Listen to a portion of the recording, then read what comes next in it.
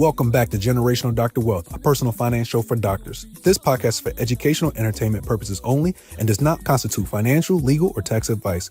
Always consult your own professionals. Welcome back to the Generational Dr. Wealth Show. This is a part 2 episode of our conversation with Mr. James Sills, the CEO of M&F Bank. And in this episode, we're going to tackle the questions that you out there have about how we as practitioners can build generational wealth. He's going to hop into how he goes about advising clients, how his bank goes about helping individuals reach their ultimate goals of being financially free. Hope you learn a tidbit from here. Let's hop into it. I want to go ahead and switch gears now. Again, you spent decades growing businesses from the ground up. Now let's talk to the doctors specifically.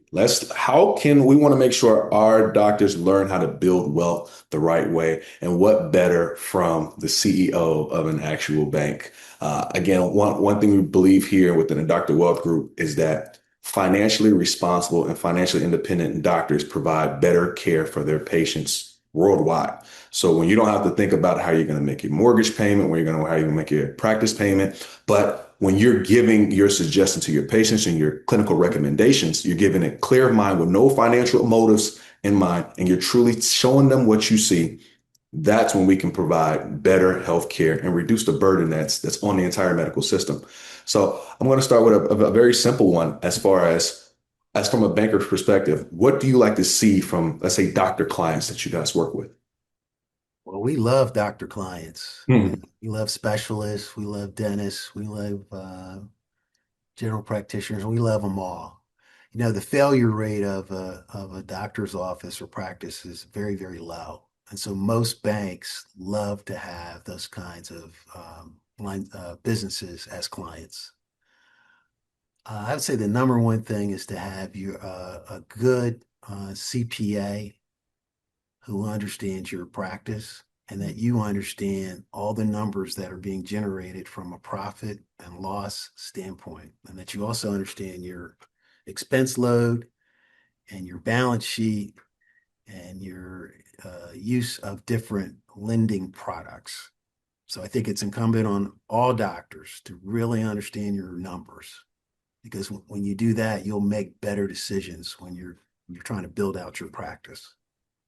Absolutely. One thing that I see a lot of practitioners dealing with is, on one hand, from the banking institution, you always hear that doctors are bulletproof. Very rarely can something happen to the practice to the point they can't pay their loans. And then on the other side, you hear doctors that, hey, we have our crunched margins financially, things are tight.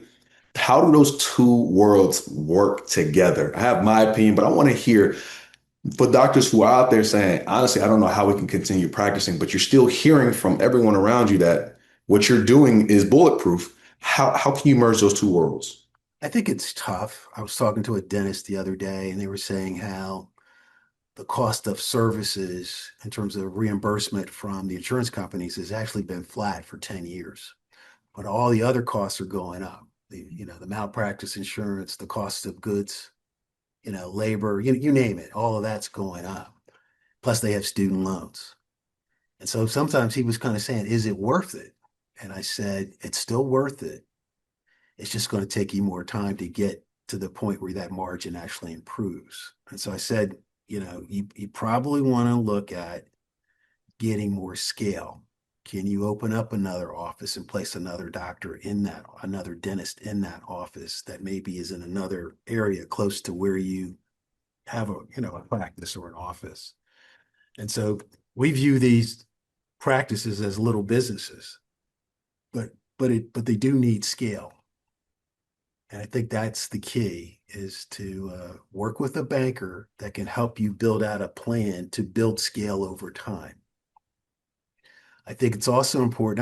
I just talked to some dentists, and when I saw you a few weeks ago, Yeah. I went to each table, and I don't know if I said this at the table where you were located, but even though you're a young practice is having some financial, just say, challenges, it's so important that you set aside monies for your retirement.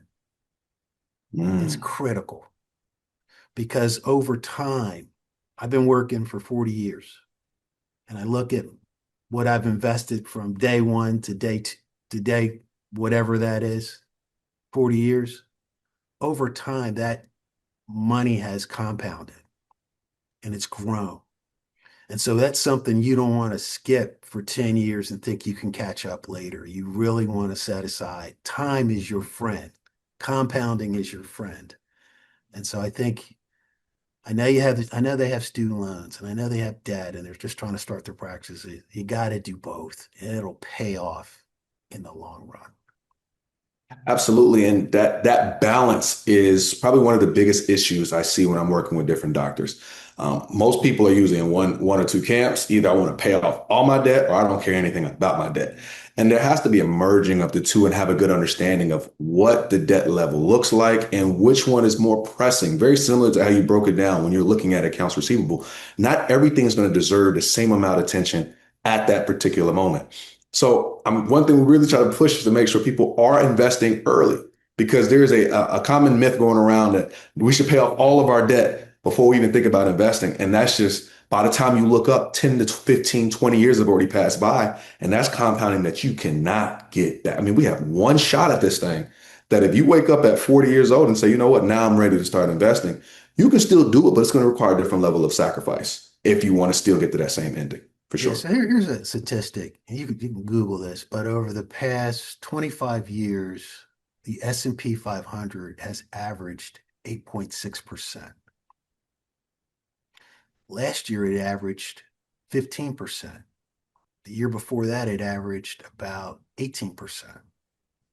So when you're looking at debt, if you had a debt of, say, a 6% or 7% loan, if you should always set aside monies to get that 15% return. You may not be able to set aside a lot, but at least you were in the game. And you're actually making more money than you're paying on your debt. And that's where it pays off long term. Now it goes up and down, but the average is 8% over the past 25 years. Yeah, they've had recessions and financial crises and market crashes, but it's averaged 8.6%. Just got to get in the game. Got to get in the game. Just got to get in the You got to game. sacrifice. Yeah. Learn the lessons early, you Yeah. know? Don't stop buying coffee at Starbucks. Yeah. You don't have to have all the designer clothes. You don't have to have a brand new car. Put money away for your future. A mentor once told me anytime he's hiring another doctor, the one thing he does when they pull up, looks outside and sees what do they drive up in. And he says, if they have a better car than me, I love it because they're going to work for him forever. So that's the thing. We have to stop trying to get the immediate gratification and understand this is a long play. You know, Mhm. you do the things now that no one wants to do, so you can do the things that no one can do for in the future. So that takes me to my next question for you. What are some financial habits that impress you as a banker? So when you see these kind of things, you're like, this person's going to succeed. I would say if they have a really good credit score, that impresses me. A lot of times, What's a good credit score, by the way, for those who don't know? I would say anything that's 750 to 850. 850 is the highest. So if you have good financials, you're living below your means, you're setting aside emergency savings, and you also have a nice retirement savings account that you're building. Those are the dentists or doctors or practices we want to work with. If a person has multiple car loans, they're paying their bills kind of up and down a little bit, where they're not paying down those credit cards, and they have high student loan debt, it makes me question if they're going to be they'll be successful, but it's just going to take them longer to be ultimately successful.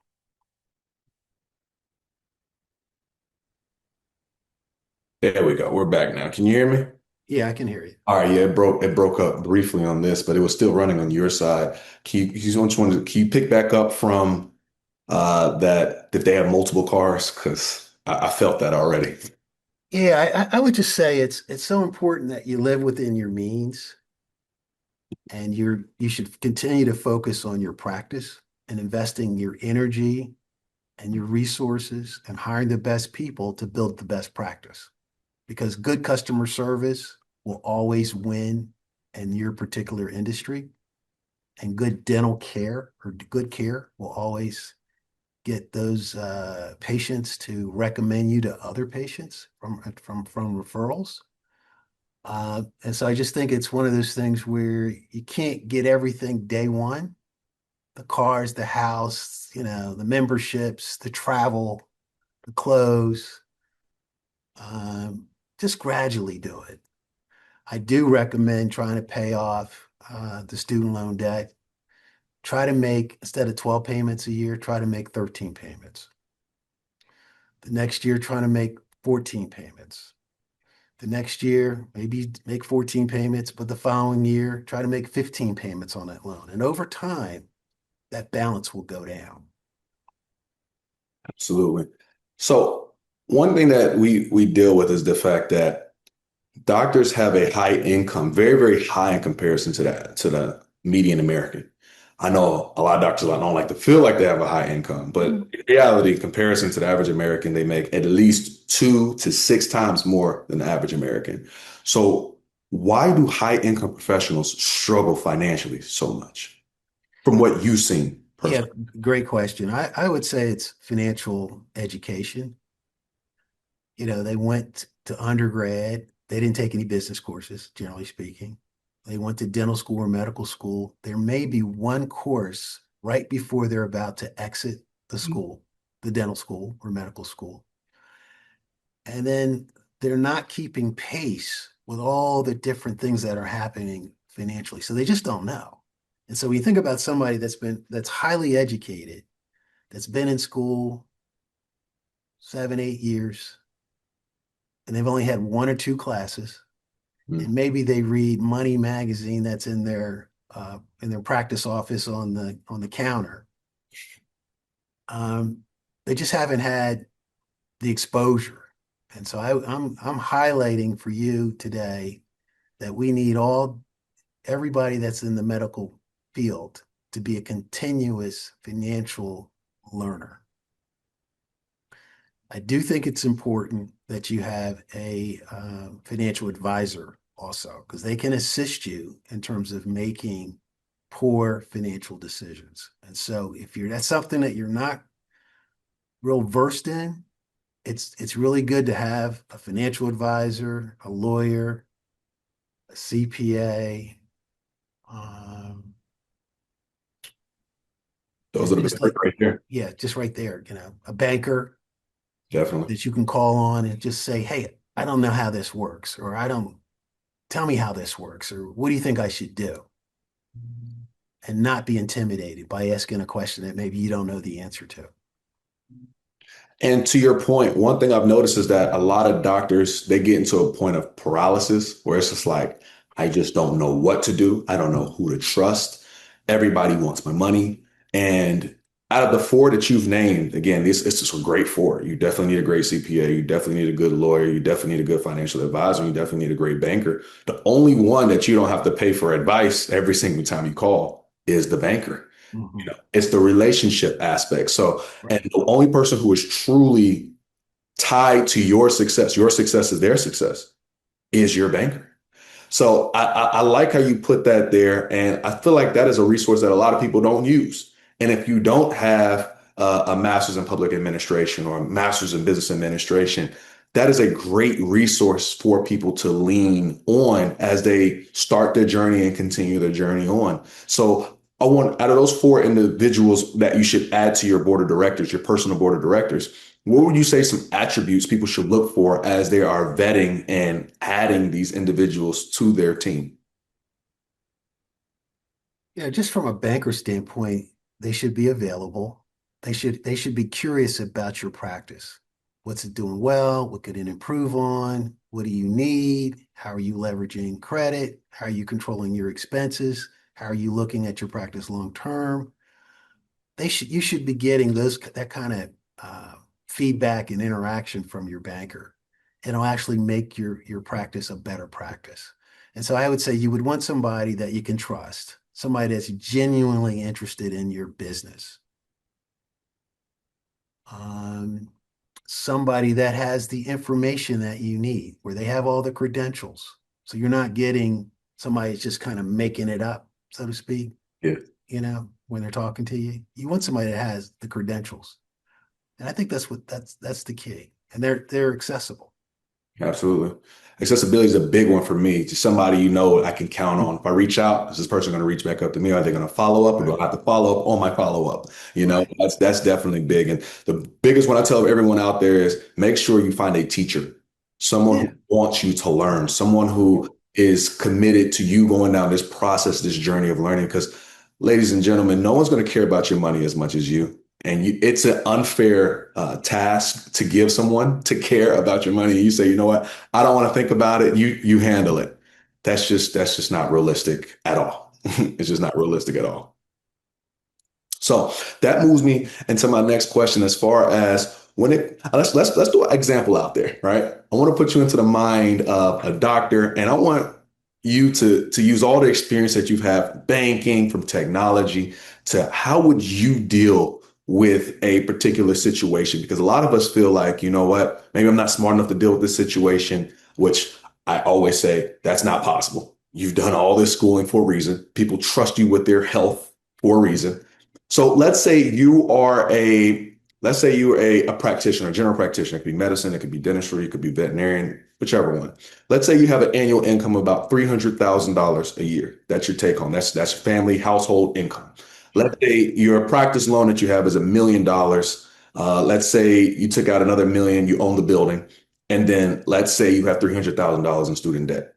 You have $300,000 coming in, but you have 2.3 worth of debt on your head. How are you going about attacking this debt while simultaneously building wealth?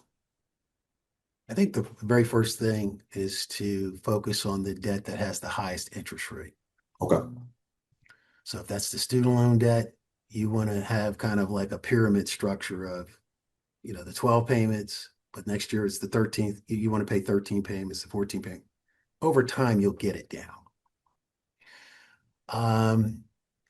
On the commercial debt, you want to try to make sure you're financing it at the best possible interest rates. So you want to make sure you have all your financials, lined up, independent of you. You have good cash flow so you can service that debt. When interest rates decrease, you always want to look for opportunities to refinance that debt so you can get a lower payment to pay the debt down faster with a lower cost. I would manage those credit cards very, very carefully.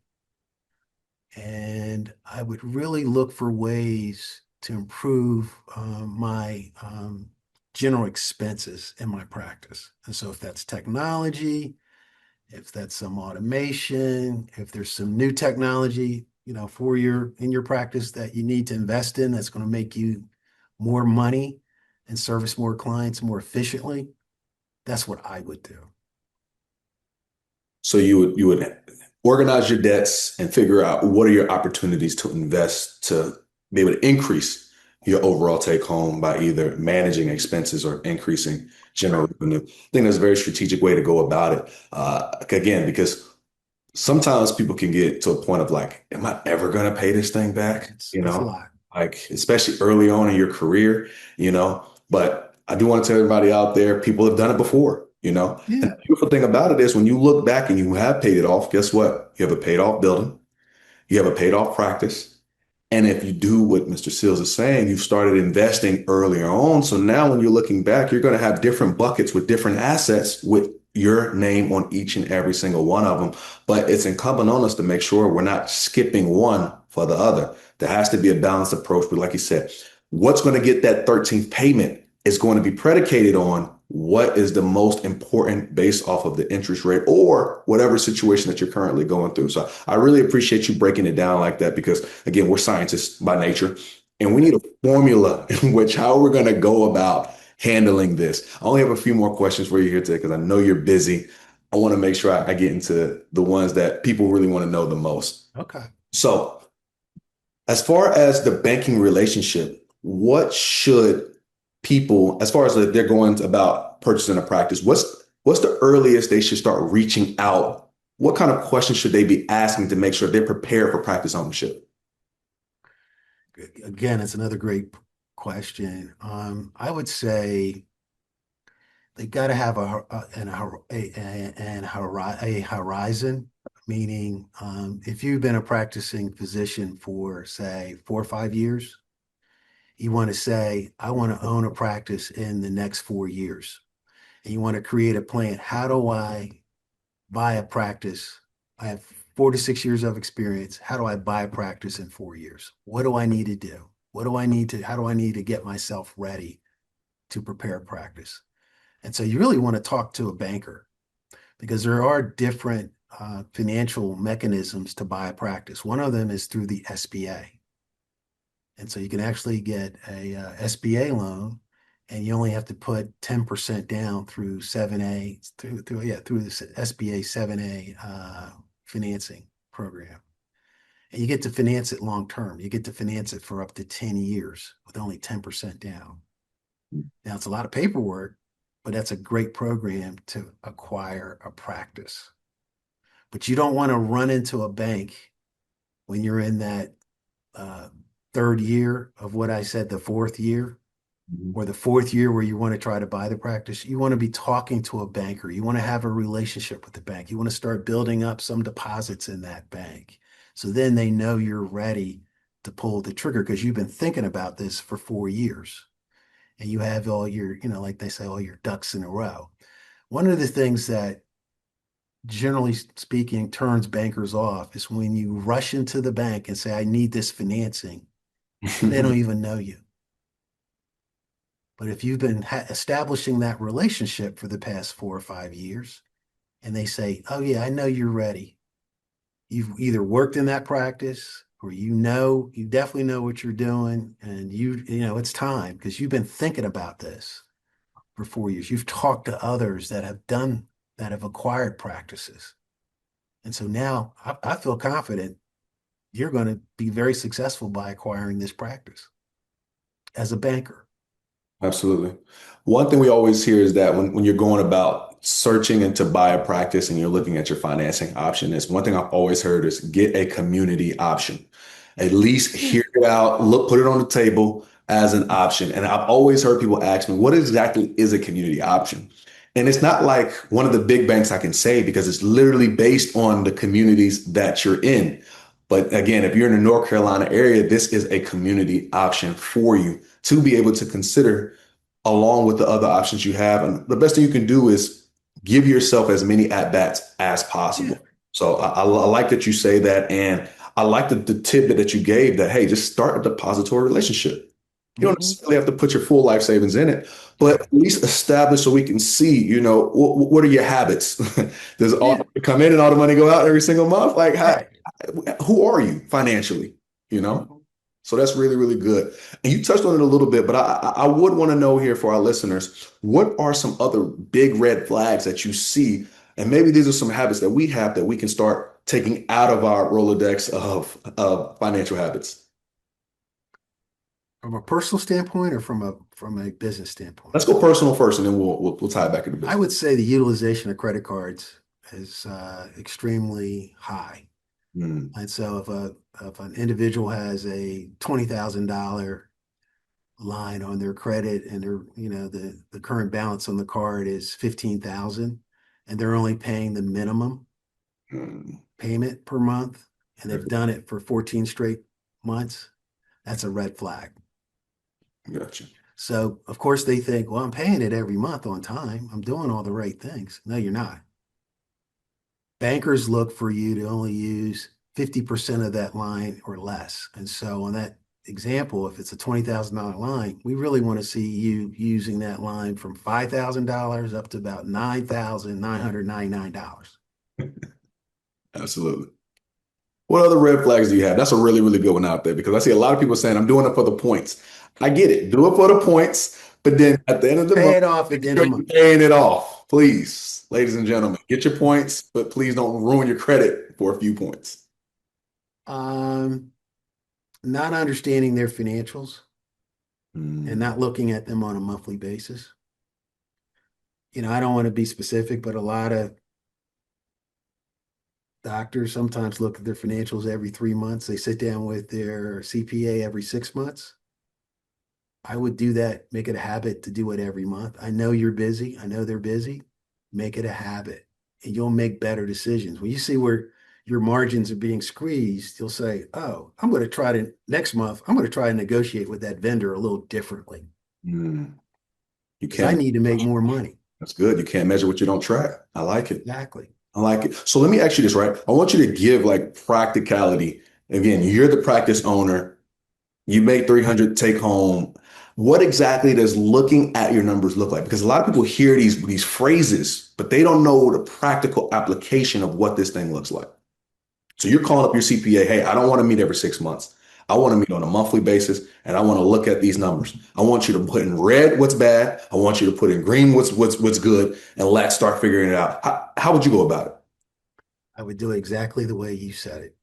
Hmm. Set up the meeting with the CPA. I know it's challenging from a time standpoint, but I think that with the way you just outlined it, what am I doing good at? What do I need to improve on? Where else can I cut cost? And if you know that, you'll be a better business owner. It's kind of hard, the example you gave, to say this or that without really seeing the numbers. So I don't really want to give you that kind of guidance. Happy to maybe do a second show on that with Yeah. some real numbers on the screen. Hmm. That's good. That's good. So again, like he always says, get organized and just stay on it. You got to keep your focus on what we have here. All right, man. So one of my last few questions is one thing that's changing in our landscape is AI. That is absolutely huge. And to be able to have somebody on with your skill set and expertise and not ask the AI related question would seem like malpractice. So how can AI affect our practices? Or you know what? Let's start from a banking perspective. How has AI changed banking practices on your side? And then we can go It's to the it's changing banking rapidly. Um, the bigger banks are way ahead of the smaller banks in terms of investing in AI, and it's a lot of times you don't even know when you're calling some of the largest banks in the country, their 800 numbers. Mhm. AI agents are actually answering those calls. You don't even know it. It's that sophisticated now. It's that good in terms of them providing the answer back or providing you statement histories or questions and things like that. I don't see that stopping. I think the bigger, smaller banks and medium banks are going to have to catch up, but they're doing things that are using data to be more efficient, and I just think that's the wave of the future. And we all need to know about AI and how it works. I don't care what's the size of your business. You need to know how can you leverage AI to be more efficient. That's good. That's good. So I got a few last fire rapid fires. You just And I answered. got about 2 minutes because I got something I got. I didn't think this was going to go this Ah, long. good. Okay. That's good. That's good. We'll wrap up. Last two questions, rapid fire. You give it to him. We're good to go. All right. Thanks so much for your time so far. I'm being very, very generous with it. All right. So, what is generational? We'll calculate, right? Okay. What does generational wealth mean to you? That's a good question. What it means to me is you're setting up the right instruments to pass wealth to the next generation, and that you're not trying to spend it all now, and that you're thinking 2 or 3 generations into the future. And so you really want to make sure that you have a will, that you have a trust, that you have all the documents associated with those kinds of instruments, and that you're thinking about your grandkids, but also their kids, and putting money in some instrument that over time will continue to build, but it'll pass it down to your heirs way into the future. And I think that's the difference between um, the majority population and a lot of the other minority populations, is that we're not thinking generationally. We're thinking about today. And we're Gotcha. thinking about having the nice car and the clothes and the houses. We're not thinking 2 generations from now. I gave you the example of the compounding. It's amazing when you look at investments in assets, and if you've held them for a long period of time, the value, how it increases. Absolutely. And so we got to get people thinking more longer term, but investing sooner and understanding how compounding does not discriminate. That's It good. doesn't matter your race. You could have $2, but if it's getting 10%, and another guy has $200 and it's getting 10%, you're still getting the same 10%. You're just not Absolutely. putting in $200, but you're still getting the 10%. It's not discriminating. It doesn't know, the stock market doesn't know your race.